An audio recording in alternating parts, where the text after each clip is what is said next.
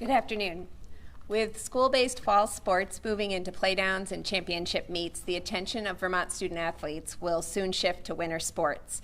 And while the practices, games, and meets associated with school-based fall sports largely took place outside, with the exception of volleyball, winter sports will shift decidedly indoors.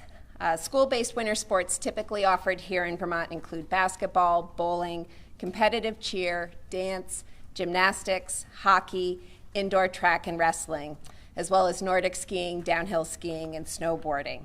And fully appreciating the important physical and mental health benefits school-based sports provide for student athletes, a guidance memo will be released by the Agency of Education later today, recommending several mitigation measures to ensure student athletes are able to enjoy a full winter sports season.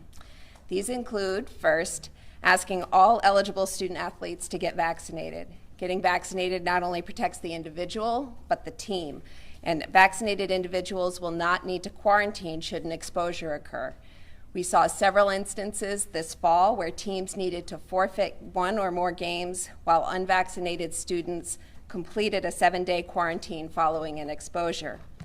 And while, as Test to Stay becomes more widely available, it will allow unvaccinated students to continue to participate in team-based practices during their quarantine, athletes will still not be able to participate in interscholastic games, meets, or competitions. Second, masks should be worn by all student athletes, coaching staff, referees, and spectators during indoor practices, competitions, and games, regardless of individual vaccination status, with limited exceptions. These exceptions are athletes participating in running events and athletes participating in events where inversion could cause masks to pose a safety hazard, things like wrestling, gymnastics, cheer, and dance. As Secretary French noted during his remarks, the state's recommendations for in-school masking are being extended through mid-January. The recommendations for student athletes, coaching staff, referees, and spectators to mask during indoor winter sports are currently anticipated to remain in place throughout the winter sports season.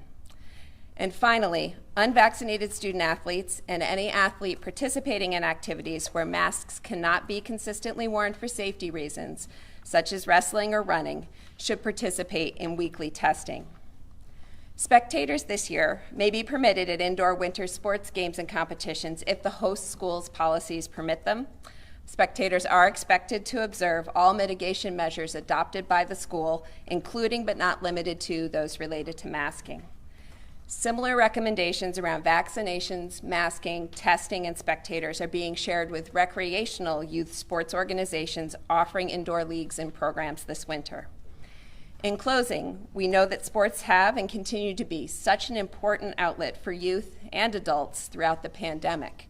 Personally, I'm excited to have the opportunity this winter to watch in person my younger child play high school hockey after having watched his games via live stream last year. And the best way to ensure that practices, games, and competitions are able to take place without disruption over the months ahead is by observing these simple mitigation measures. Thank you, and I'll turn it over to Secretary Smith.